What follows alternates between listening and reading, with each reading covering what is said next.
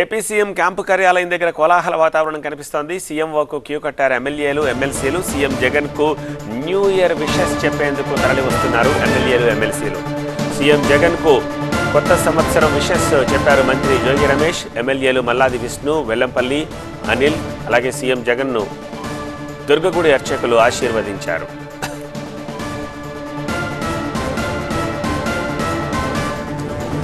CM Jaganmohan Reddy ఓ సంకల్పం ఉన్న వ్యక్తి అని కొనియాడారు వైసీపీ నేతలు మల్లాది విష్ణు. తాడేపల్లిలోని సీఎంఓ కార్యాలయానికి వెళ్లిన ఆయన ముఖ్యమంత్రి జగన్మోహన్ రెడ్డికి న్యూ ఇయర్ విషెస్ చెప్పారు. రాజకీయ పార్టీల కన్నా సంకల్ప బలం కలిగినటువంటి వ్యక్తి వైఎస్ జగన్మోహన్ రెడ్డి గారు.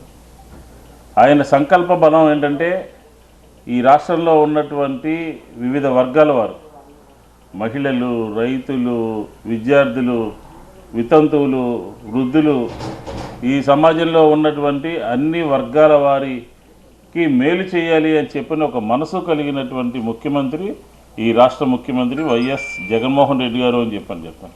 అంతటి సంకల్ప బలం, పేదల కోసం పనిచేయాలి, పేదల గురించి మన ప్రభుత్వం ఉండాలి అని చెప్పని ప్రతి విషయంలోనూ ఆలోచన చేస్తున్నటువంటి వ్యక్తి ఆంధ్రప్రదేశ్ రాజకీయాల్లో ఒకే ఒక్కడు వైఎస్ జగన్మోహన్ రెడ్డి గారు.